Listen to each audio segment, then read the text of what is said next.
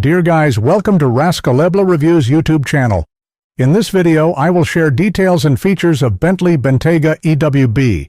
The Bentley Bentayga EWB, all 5.3M, 2.6 tons, and in top-billing Mulliner specification tested here, almost 260,000 pounds of it, represents not only a good deal of steel, leather, and knurled aluminium, but also a car that's a good deal more significant for the brand than the somewhat prosaic extended wheelbase denomination might suggest. Outwardly, this is little more than an elongated version of Bentley's bestseller. It features back doors that are 18 centimeters longer than those on the normal Bentayga, as well as comfort-enhancing additions such as postural adjustment technology and push-button door closures, a la Rolls-Royce. There are also some meaningful dynamic evolutions to a luxury SUV that first appeared almost a decade ago, but in the main, there's nothing you would label transformative. However, in dialing up the opulence and expansiveness of the rear portion of the Bentayga's cabin, the EWB also becomes the spiritual successor to the 6.75-liter Mulsanne. The limousine, whose cabin famously required 16 hides to upholster, was retired in 2020, but it was the definitive modern Bentley flagship.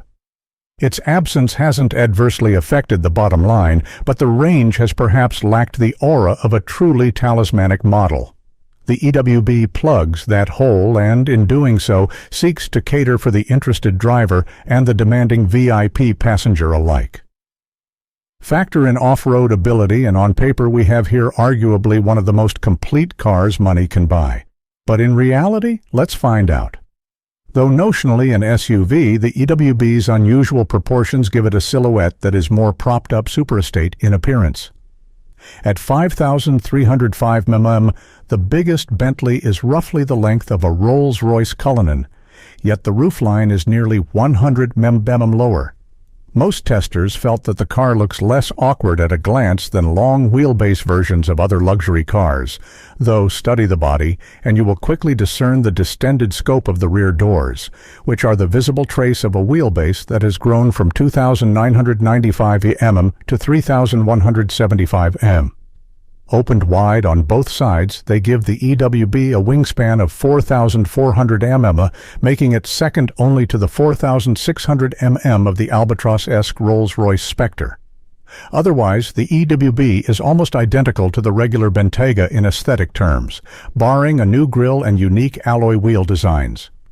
The work that goes into opening up space between the axles is more involved, of course. Bentley claims significant changes to the body in white and, as you would expect, a completely new underfloor.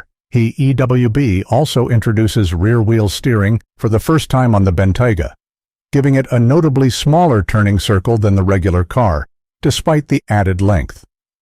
If you're wondering why the Bentayga has taken so long to adopt a technology the closely related Audi SQ7 has had for years. In 2017, the firm's engineering chief told us the technology wasn't mature enough to suit the character of a Bentley. Presumably, that has now changed and not before time for city-centric chauffeurs. Elsewhere, the new Bentayga uses air suspension, though the specific tune for the EWB is said to perform especially well in the critical 520 HS range, giving the car, and you really have to applaud the specificity here, up to 27% lower secondary ride vibration than its rivals. The elongated wheelbase also ought to confer some extra ride-related polish on the EWB in the first instance, so expectations are high. This should be the finest riding Bentley in history. At the heart of the matter sits Cru's take on the Audi-developed 4.0-liter V8, which various Bentley models have deployed to excellent effect for many years. It makes 542 bhp and 568 lb-ft and drives through an 8-speed ZF automatic gearbox. Would the 6.0-liter W12 have been a more fitting accomplice for this most lavish of Bentleys? Perhaps, but that engine has recently been retired. Those desiring yet more torque from the V8 are advised to wait for a possible hybrid version, which should appear in the coming years. The Bentayga's cabin has changed little in broad terms since 2016. However, such is its lavishness and comfort that criticizing it on the basis of age is akin to questioning the curbside drama an Aventator generates simply because the supercar has been around a while. This remains one of the best appointed cockpits of any car. We won't dwell overly long on the front because, for the EWB, the real news is in the back.